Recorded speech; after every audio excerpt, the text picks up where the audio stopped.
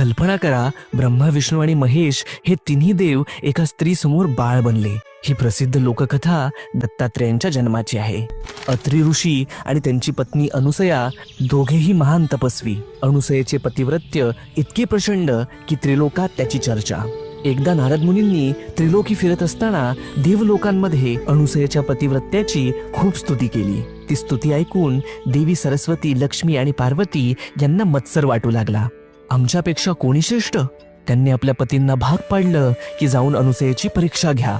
ब्रह्मा, विष्णू आणि शिव साधू वेशात अत्री आश्रमात आले. साधूंनी अनुसयेला म्हटलं, आम्हाला भूक लागली आहे, पण एक अट, तुम्ही निर्वस्त्र होऊन आम्हाला अन्नदान करा. यांची अपेक्षा मान्य करावी तर आपल्या पातिव्रत्य धर्माला बाधक होईल, आणि जर ती अमान्य करावी तर भुकेले अतिथी घरातून निघून जातील. करावे तरी काय? तेव्हा तिने कमंडलूतील गंगोदक घेतले आणि त्या तिन्ही अतिथींवर सिंचन केले, आणि अद्भुत, त्या क्षणी त्रिमूर्ती लहान बाळ झाले. अनुसयेने त्यांना आईप्रमाणे कुशीत घेतलं, स्तनपान करवलं आणि पाण्यात झोपवलं. बराच काळ तीनही देव परत न आल्यामुळे तीनही देवी चिंतित झाल्या. झालेला सर्व प्रकार समजताच त्रिदेवी घाबरून धावत आल्या. अनुसयेने दयाळूपणाने सर्वांना मूळ रूप दिलं आणि त्यावर प्रसन्न होऊन त्रिमूर्तींनी वरदान दिलं, अनुसया, आम्ही तिघेही पुत्र म्हणून तुला प्राप्त होऊ.